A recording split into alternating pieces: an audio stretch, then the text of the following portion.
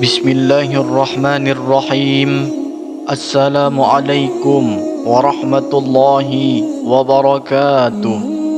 Alhamdulillahi rabbil alamin. Allahumma salli ala sayyidina Muhammad wa ala ali sayyidina Muhammad. Amma ba'du. Sahabat Imam Muda yang dirahmati Allah, syukur alhamdulillah kita bisa berjumpa kembali di channel ini. Semoga dengan perjumpaan kita akan dicatat sebagai amal ibadah oleh Allah Subhanahu wa taala. Salawat dan salam mari kita sama-sama ucapkan atau tuliskan di kolom komentar. Allahumma sholli ala sayyidina Muhammad wa ala ali sayyidina Muhammad. Semoga dengan ucapan lisan atau tulisan salawat yang kita ucapkan tadi mendapatkan pertolongan beliau di hari akhirat kelak. Amin ya rabbal alamin. Tak lupa juga saya selalu mendoakan untuk siapapun yang menyaksikan video ini dimanapun saat ini Anda berada, semoga selalu mendapatkan rahmat, dipanjangkan umurnya dan dilindungi oleh Allah Subhanahu wa taala, diberikan kesehatan baik itu jasmani maupun rohani, dijauhkan dari segala bala dan musibah, dan semoga diberikan rezeki yang berkah serta melimpah. Amin amin ya rabbal alamin. Sahabat Imam Muda yang dirahmati Allah, hari demi hari kita lewati, usia kita semakin bertambah, dan tanpa kita sadari bahwa kita mulai memasuki fase usia tua.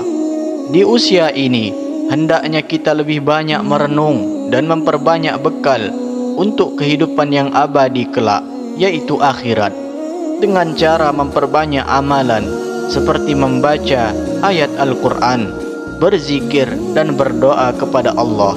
Salah satu amalan yang sangat ringan tapi luar biasa dahsyat keutamaannya adalah membaca beberapa ayat Al-Quran setelah setiap salat fardu. Sahabat Imam Muda, tahukah Anda ada beberapa ayat suci yang jika dibaca setelah salat wajib ataupun fardu, maka dosa-dosa kita, bahkan jika sebanyak buih di lautan dosanya, akan diampuni oleh Allah Subhanahu wa taala, dan kelak disiapkan tempat yang istimewa, yaitu di surganya Allah. Rasulullah SAW sendiri yang menjamin keutamaannya. Maka jangan sia-siakan kesempatan ini. Namun sebelum kita bahas ayat-ayat tersebut, mohon kesediaannya untuk para sahabat untuk menekan tombol like, tombol jempolnya, kemudian subscribe, dan bagikan video ini kepada kerabat dan sahabat yang lainnya. Semoga menjadi amal jariah yang tak terputus. Terima kasih, semoga Allah membalas kebaikan Anda. Mari kita juga tuliskan hajat, doa, cita-cita di kolom komentar, karena bila doa yang kita aminkan itu mendapatkan 40 orang saja yang mengaminkan atau lebih, maka insya Allah doa tersebut cepat dikabulkan sebagaimana janji Allah. Sahabatku Imam Muda yang dirahmati Allah, ada sebuah kisah yang mana di sebuah desa terpencil di pinggiran kota, hiduplah seorang lelaki bernama Pak Purnomo, seorang pensiunan guru ngaji yang telah memasuki usia 72 tahun. Tubuhnya mulai renta, penglihatannya pun tak setajam dulu. Namun ada satu hal yang tak pernah ia tinggalkan sejak ia berusia 40 tahun, yaitu dengan mengamalkan ayat-ayat pilihan setelah salat fardu. Anak-anak di kampung sering melihat Pak Purnomo duduk di sudut masjid. Selepas salam, ia tidak langsung berdiri. Bibirnya bergerak perlahan membaca ayat-ayat amalan mustajab ini dengan penuh kekhusyuan. Setelah itu, ia lanjutkan dengan membaca beberapa zikir dan doa panjang kepada Allah.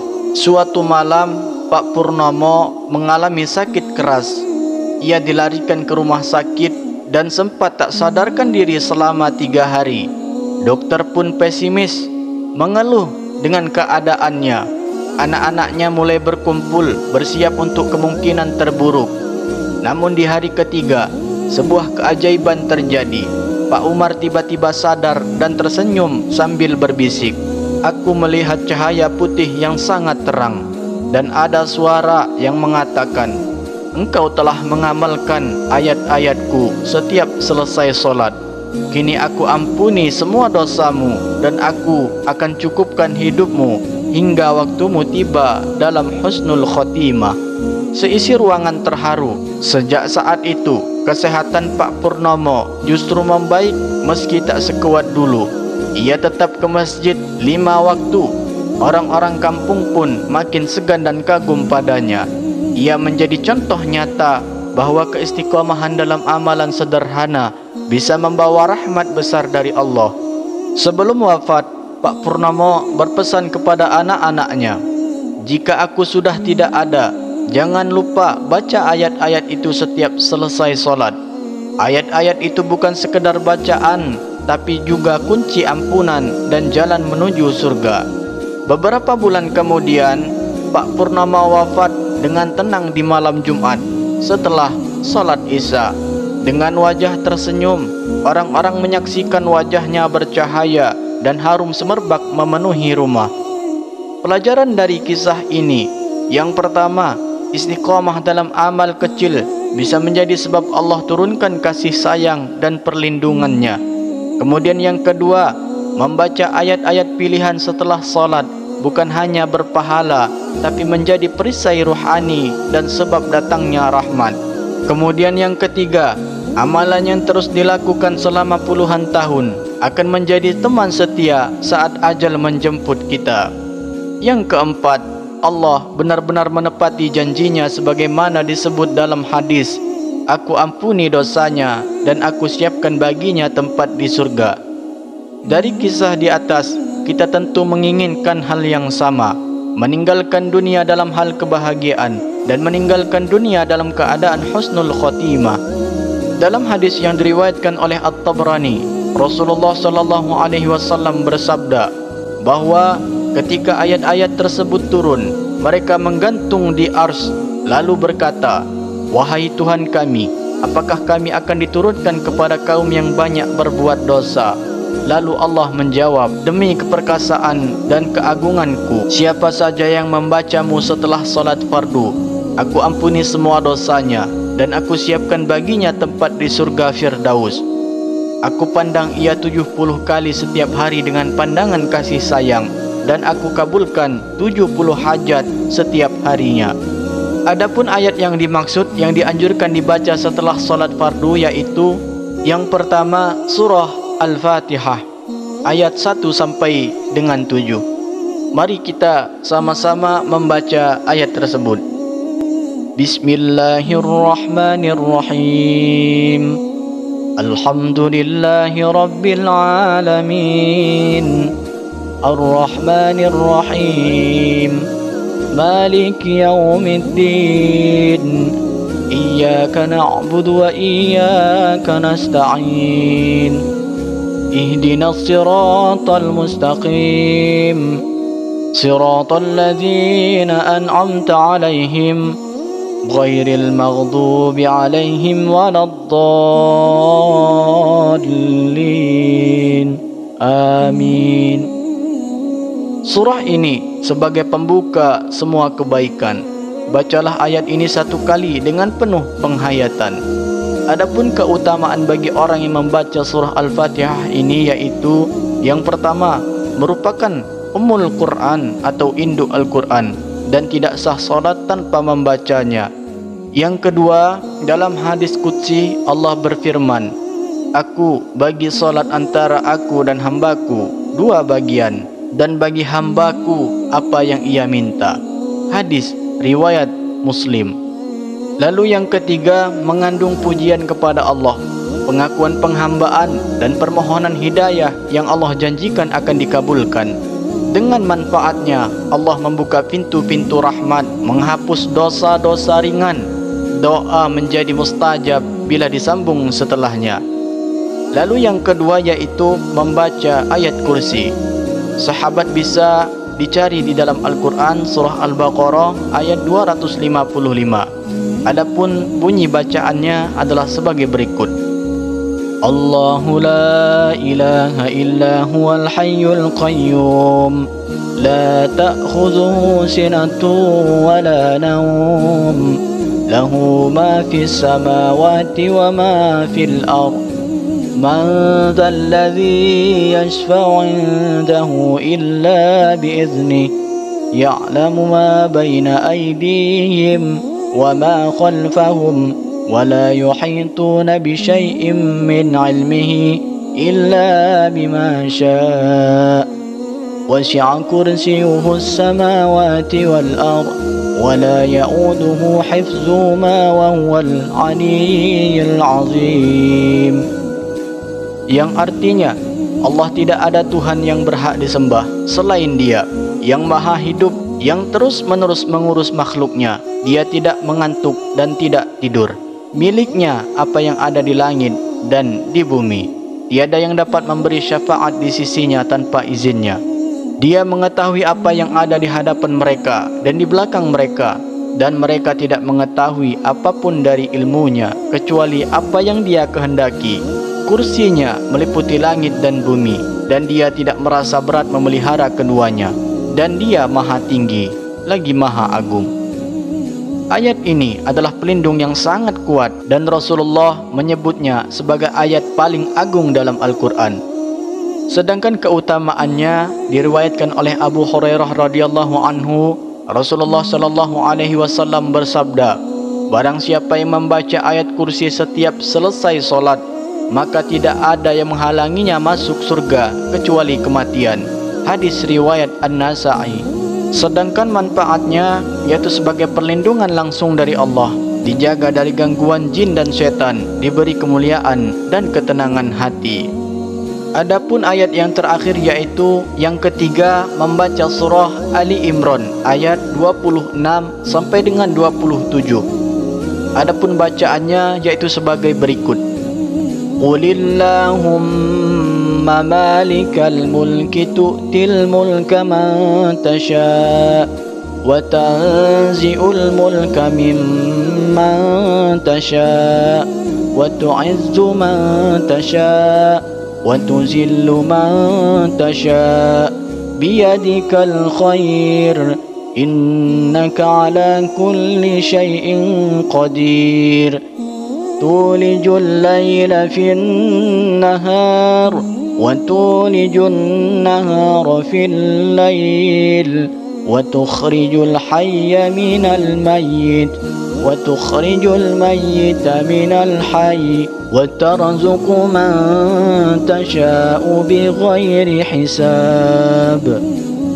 Yang artinya, katakanlah Muhammad, wahai Allah, Tuhan yang memiliki kekuasaan, Engkau berikan kekuasaan kepada siapa yang Engkau kehendaki, dan Engkau cabut kekuasaan dari siapa yang Engkau kehendaki.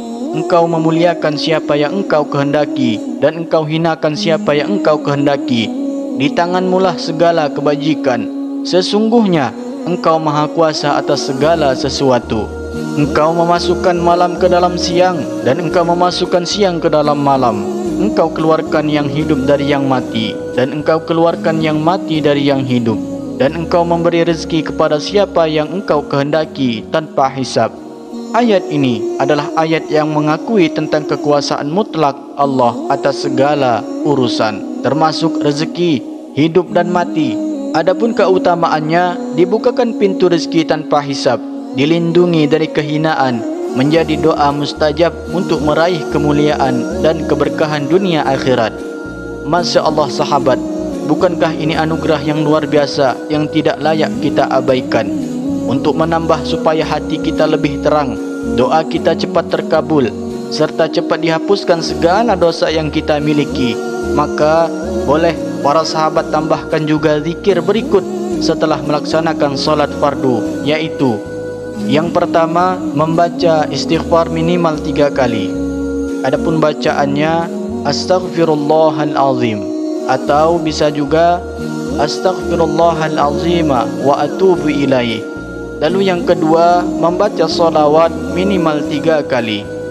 Bacaan solawatnya Allahumma sholli ala sayyidina Muhammad, atau yang lainnya sesuai dengan kebiasaan para sahabat.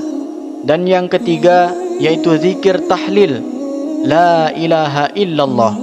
Bacalah minimal 10 kali. Lebih dari itu maka lebih baik, karena ini zikir yang paling utama. Kemudian setelah apa yang kita lakukan, membaca ayat atau berzikir, selanjutnya kita berdoa kepada Allah. Mintalah dengan bahasa apa saja, karena Allah Maha mendengar. Jangan ragu untuk menengadahkan kedua tangan para sahabat, karena doa adalah ibadah yang sangat dicintai oleh Allah. Jangan sampai kita termasuk orang yang sombong, yang enggan berdoa dan enggan meminta kepada Allah. Sesungguhnya orang yang tidak mau berdoa adalah orang yang tidak merasa butuh kepada Tuhannya. Na'udzubillah. Mari para sahabat, kita bersama-sama berdoa kepada Allah. Ya Allah, jadikanlah sebaik-baik umurku di akhirnya, sebaik-baik amalanku di penutupnya, dan sebaik-baik hariku adalah hari ketika aku berjumpa denganmu. Ya Allah, ampunilah aku, rahmatilah aku, teguhkan aku saat ditanya di alam kubur, dan wafatkan aku dalam keadaan beriman. Ya Allah, aku berlindung kepadamu dari siksa kubur, dari siksa neraka jahanam, dan dari fitnah kehidupan serta kematian. Sahabat imam muda yang dirahmati Allah, mari kita istiqomahkan memelihara amalan ringan ini namun bernilai besar di sisi Allah. Semoga kita semua diberi kekuatan untuk terus memperbaiki diri, mengisi hari-hari kita dengan berzikir, beristighfar dan berdoa, serta melakukan amal soleh. Terkhusus untuk para sahabat yang memasuki usia senja atau usia tua di atas 40, 50, 60 tahun ke atas sampai dengan 70 tahun ke atas. Semoga Allah menguatkan kita dalam beribadah dan meninggalkan dunia ini dalam keadaan husnul khotimah. Maka mari kita bersama berdoa. Ya Allah, kuatkanlah kami dengan kekuatan istiqomah, lapangkanlah rezeki kami, anak-anak cucu kami, sehatkan tubuh kami, ampuni dosa-dosa kami, dan pertemukan kami denganmu dalam keadaan husnul khotimah. Amin ya rabbal alamin. Terima kasih para sahabat telah menyimak hingga akhir. Semoga video ini bermanfaat untuk kita semua. Akhirul kalam, billahi taufik wal hidayah. Wassalamualaikum warahmatullahi wabarakatuh.